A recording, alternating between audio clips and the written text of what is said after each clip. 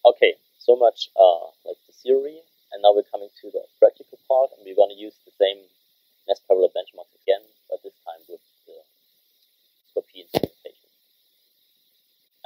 If you're having a look at this performance, like engineering workflow, there are 4 steps here, and we're currently in the preparation phase, where we are trying to prepare our application for measurements, and we're doing that by inserting some extra hooks into the code. So you should have already loaded those modules and same environment. We're trying to figure out where to stand here. Interfering with that. Brian is going to show it on the right screen. Is to go to your config make.dev again and change the default compiler, which used to be the default Fortran compiler here, to Scorep-user Fortran compiler, by just like commenting this line and uncommenting the one that's already in there.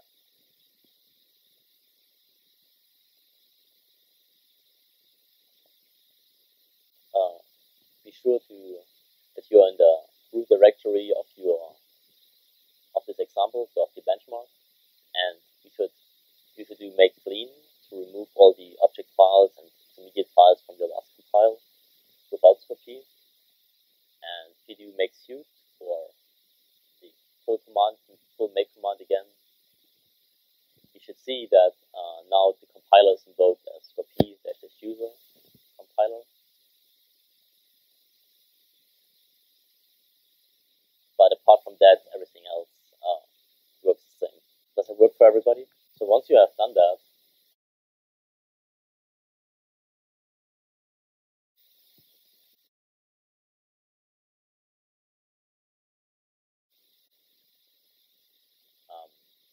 Scorep is what Scorep collects during runtime application is largely defined by what it supports, so how it has been configured, and which environment variables are used during runtime. And you can have a look which environment variables are available with your Scorep installation by using Scorep-info with config-var/-full to see all available environment variables. So for example, there is Scorep-enabled profiling, currently enabled profiling, and this one is set to true or yes by default, so we don't need to change anything here.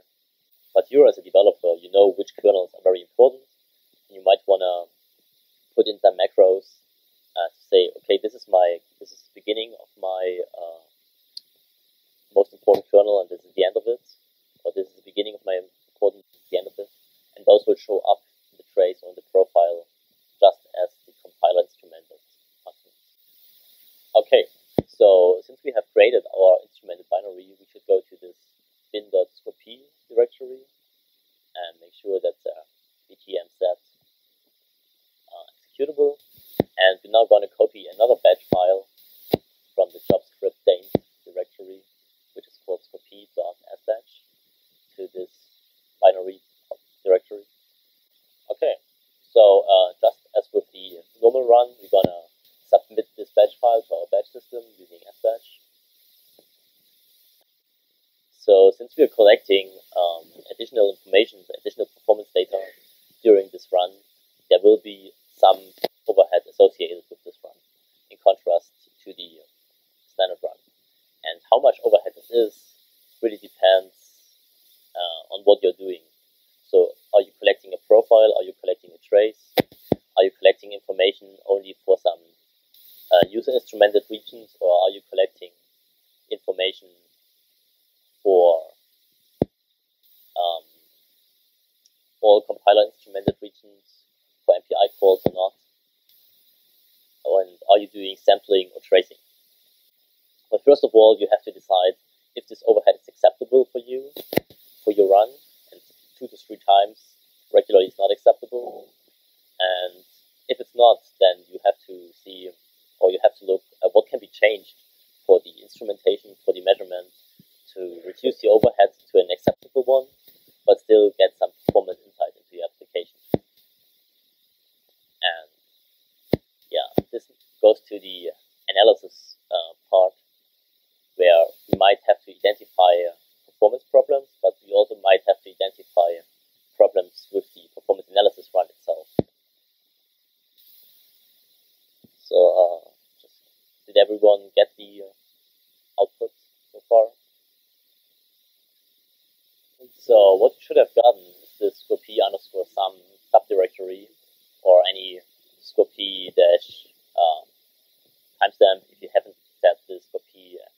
experiment directory environment variable. And in there should be a profile cubex file and a Scorep CSP file. And ask us another question. So we made it pretty far by successfully instrumenting the application, creating a measurement, and we could examine it with an interactive report viewer, such as Cube. Then you can run, if you have X forwarding enabled, you can just run Cube on this profile.cubex file. You should see the Cube GUI coming up. You can configure what support is compiled in to a certain extent. For example, you have using --user, we enabled the user instrumentation. But we also might, for example, disable compiler instrumentation if you want to by using --no compiler, or explicitly enable that. And we might explicitly want to enable or disable CUDA support, MPI support, OpenMP support, and so forth. Okay, and since Brian is the expert on Cube, I think I'm gonna hand over to you. Yeah, so we'll just switch over to take a look at the experiment that was collected. The information that was stored in the experiment is stored in a special format, which is called Cube format. There's a lot of information. Storing it all in just plain text would not be very convenient. There's a lot of information here. So that's why it's in a hierarchical format, an HTML format, and it's in actually binary and compressed. So CubeX is an efficient format that's used for storing all of the Cube information, all of the information, the profile information that was collected. Cube was something that was developed as part of Scholastica originally, but it's been used by a number of other tools. It's now used as the basis for the Scorep profiling information. It provides a set of libraries for reading and writing these analysis reports to contain a lot of different information. It provides some algebra utilities which do some processing of these analysis reports. We'll show you a few examples of those, and you can explore at your leisure. And the main thing that you'll see and we'll look at immediately is the GUI which is provided for interactive examination of these analysis reports. It's based on Qt4, it's relatively portable, and X Windows. So hopefully if you run the Cube command, you'll see something like you have on the screen on the left here.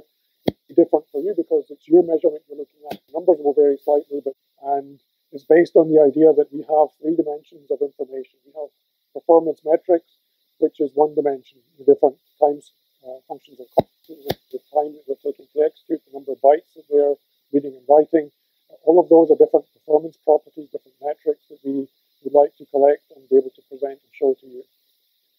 The application dimension, which is distinguished by the functions that are called, either a linear list of functions or a more structured tree form where we can actually see which functions call other functions, so we get a more rich context of where different things are happening in the application. The third dimension are the processes and threads, the system dimension of the application, so we can actually distinguish what the different MPI processes are doing, what the OpenMP threads are doing, or which different compute nodes are doing.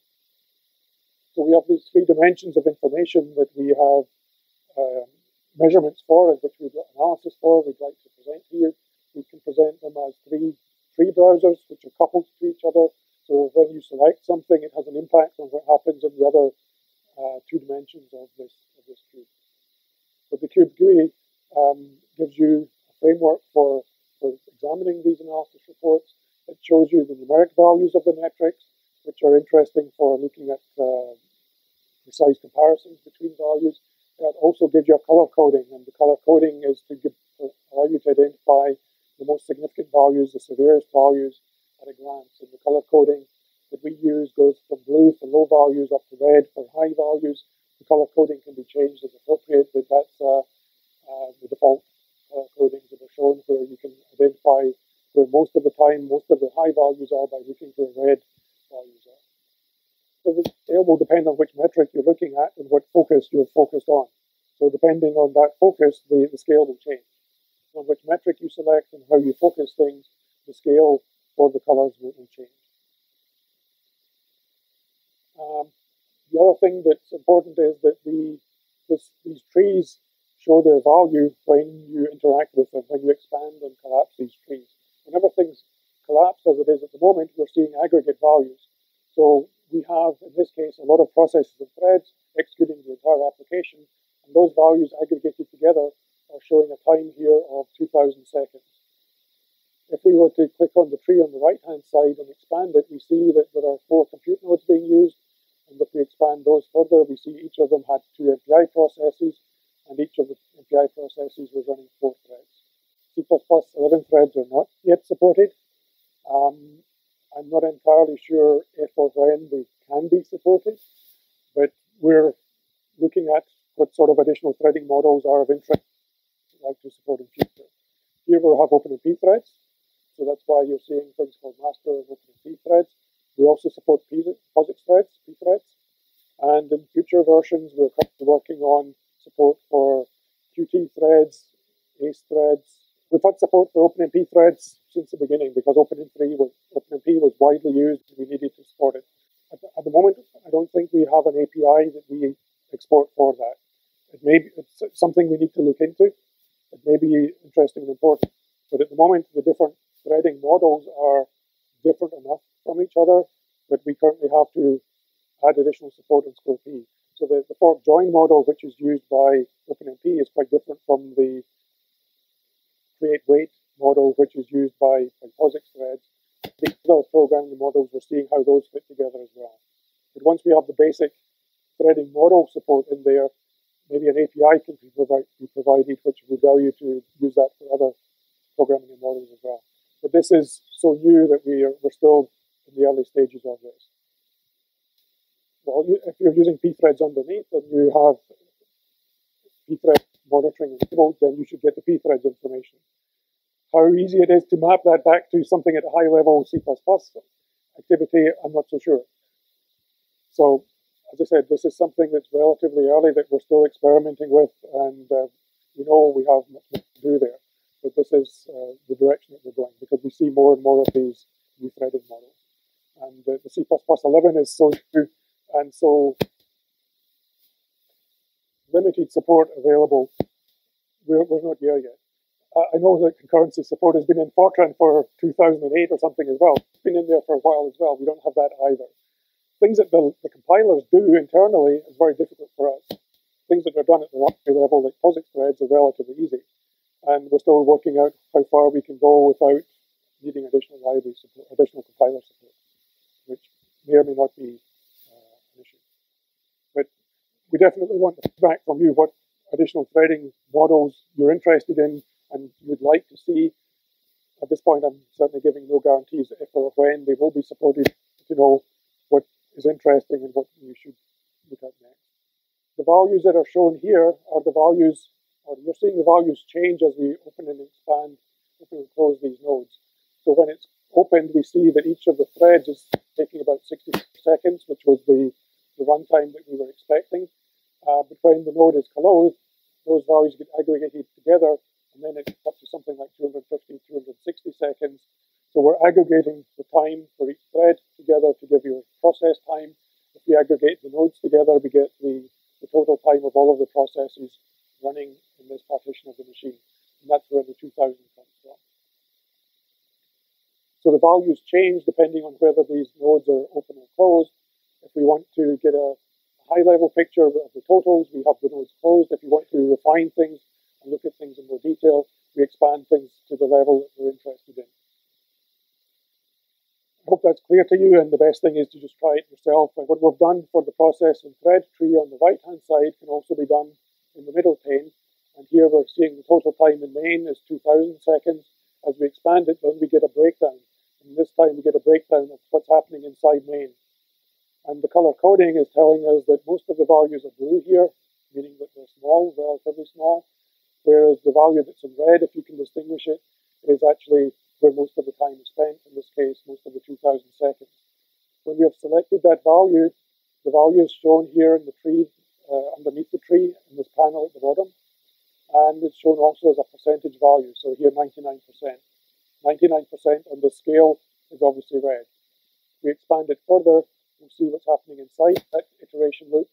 Part of it is a boundary exchange, part of it's this ADI, this alternating direction implicit finite elements solver.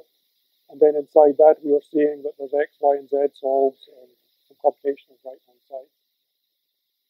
So by following where the red values are, or the orange-red values, we're following where most of the time is spent, and allowing us to identify that here roughly 1/3 of the time, 30% of the time is in the X solve, the solve in the X dimension, roughly 30% is in the Y, and roughly 30% in the Z. So those three dimensions of this three-dimensional solver are taking roughly the same amount of time. There are slight differences, which the numeric values show. And when you look at whatever we've selected here from our context tree in the middle, the values on the right-hand side change.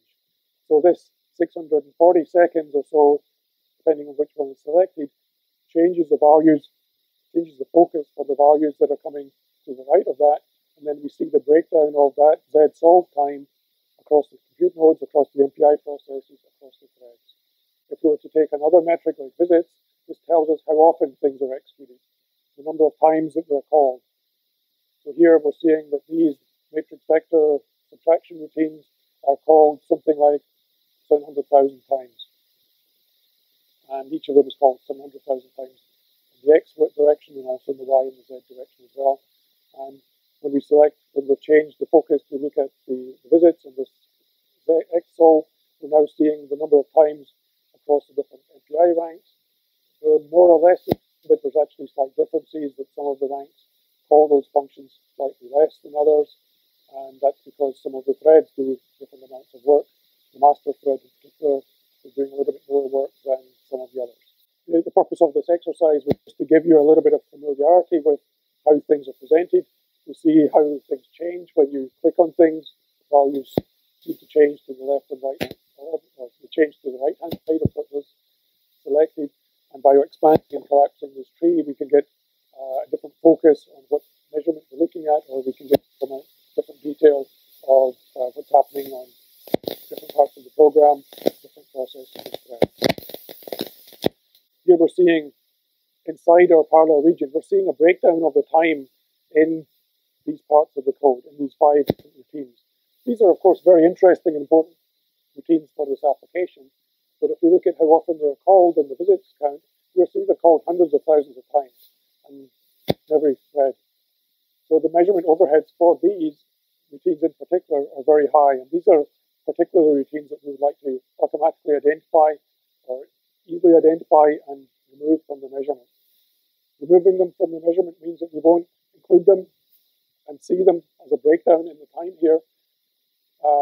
But they're also not things that are, in this case, contributing to our understanding of the synchronization and communication overhead for this application, which are the things that we're particularly interested in. So we'll switch back and look at how we can do some scoring of these measurements, and from that scoring, decide on a better measurement configuration that won't have, hopefully, so much measurement overhead.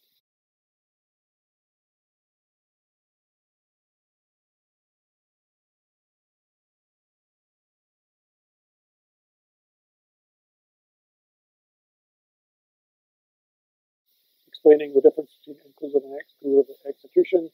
So the total time inside function foo is the part that would be shown in green here, whereas the exclusive part would be the part that is not including functions that are called within foo. So bar is a function that if we measure it separately, we can account for it separately, we can show its time separately, and we can therefore just subtract it from foo so we don't have double accounting within function foo. When we close function foo, we see the time for bar. When we expand function foo, we see bar as a separate entry in the call tree with its values, its metric values shown separately. We can get to source level information if we right click on one of these functions and look at the called region, source code, and then source file table. The source information isn't available here. If it's built with -G, source level information is provided as part of the measurement, and then you can go to the function that was called there. We looked at the structured tree view in the center, but there's also a flat view. If you switch to that, then you're just getting the time in a flat profile. Each of the functions, each of the parallel regions here is shown independently so that we can get an overview of how much time is each of them, spent in each of them.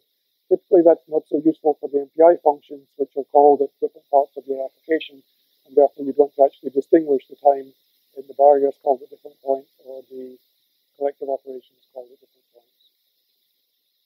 On the right-hand side, we had enough space to show at least 16 threads and processes there. Select the time metric, it'll have more variation in it.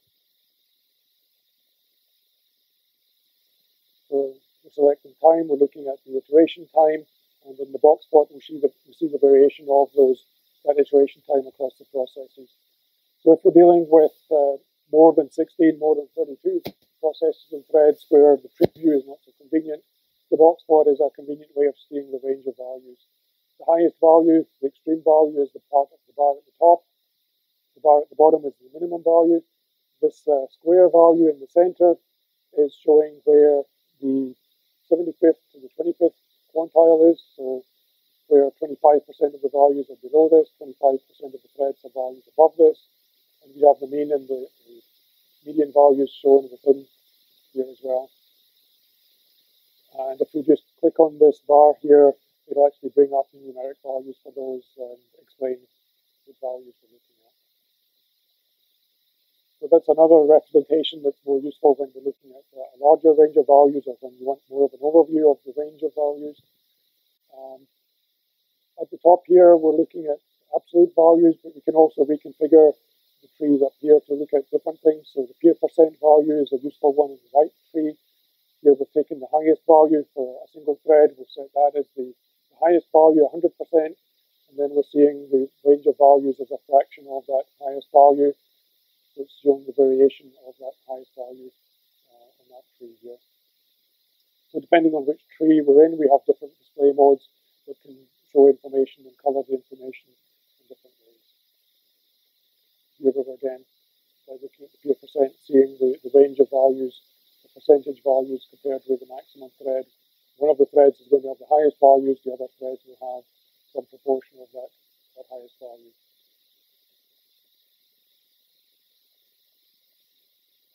Absolute value is showing the numeric values.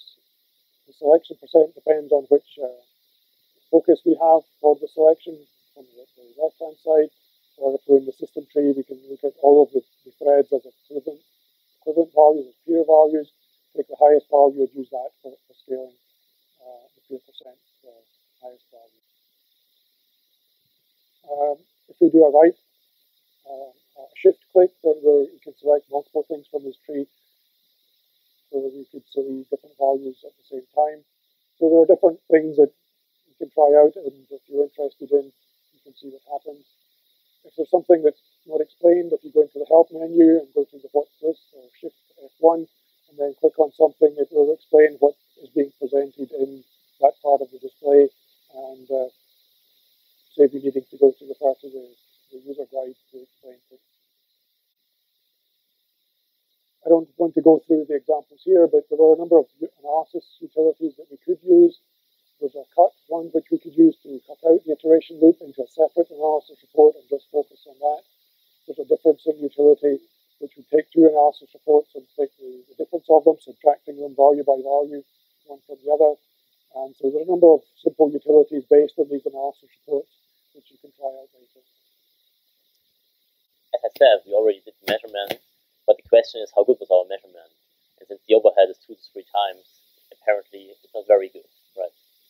So we might need to change something in our measurement configuration to get less overhead, which we, scoring of our experiment. And Scorep comes with a support for that. So there's a tool called Scorep-score, which can be used to give us some overview on the, let's say, for example, on the sizes that are required, on disk sizes or memory buffer sizes are required for our measurement. So if you do Scorep-score on your Cubex file that's been created on the profile, you will see a couple of information. First of all, there's the estimated aggregate size if you would have collected an event trace in contrast to a trace file. And it would be almost 160 gigabytes, which is considerably much. For such a small run, only taking like 25 seconds. So if you want to collect a trace for a run that runs, 24 hours, we don't want to go into petabytes here. memory requirement per rank, so per MPI process, is also very high with 20 gigabytes. And on many nodes or on many machines, this wouldn't fit into your normal main memory for each MPI process.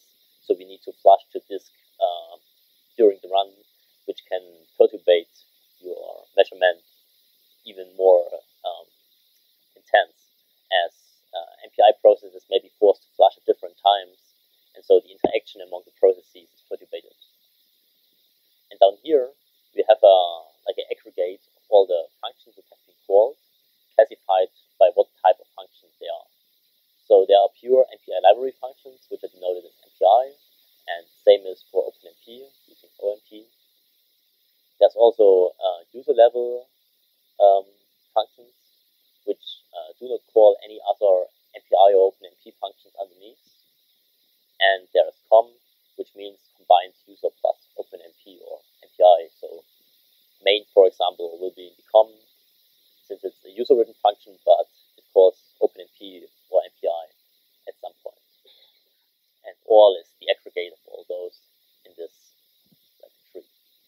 And what we see here, what we see here is that there are considerable amount of visits to those functions.